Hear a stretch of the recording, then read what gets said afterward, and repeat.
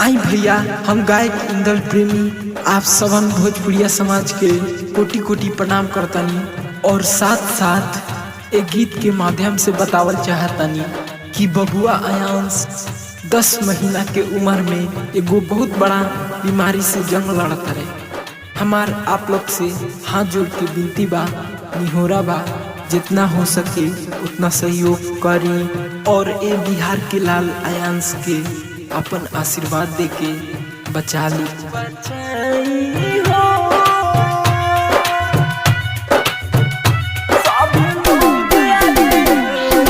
DJ Kanchan Raj Hajipur Vaishali.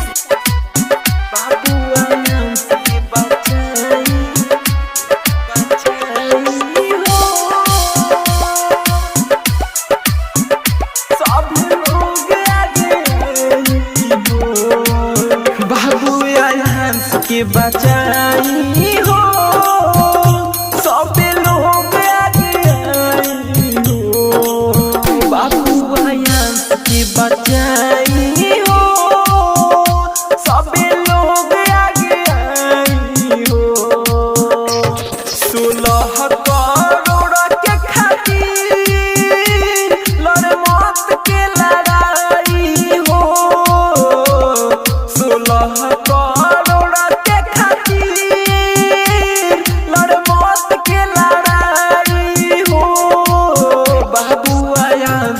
बचाई हो सब लोग आगे आई हो, बाबू आयांश के बचाई हो।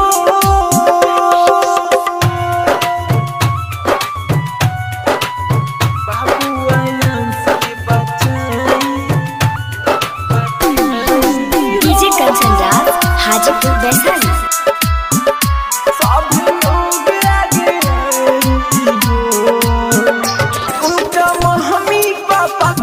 खुशी भइल खफा 9 महीना के लइका के गलती बका,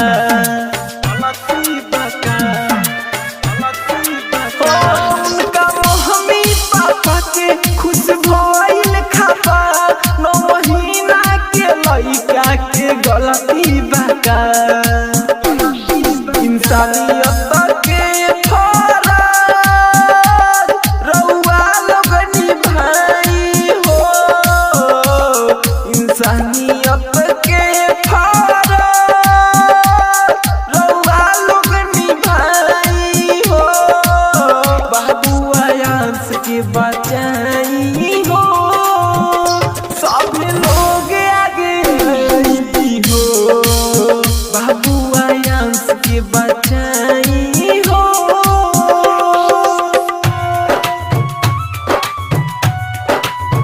बाबू आयांश के बचाई। डीजे कंचन राज हाजीपुर वैशाली। सब लोग आगे आई हो, सूखल पतझड़ के जैसे दहिया सूखता हो, किस्मत के आगे आयांश झुकता हो।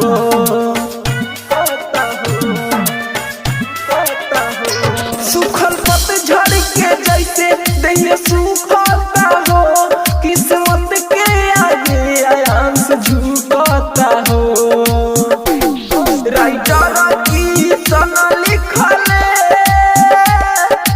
बड़े सच्चाई हो, प्रेमी इंदल के बतिया रहुआ लोग न भुलाई हो, बाबू आयांश के बचाई।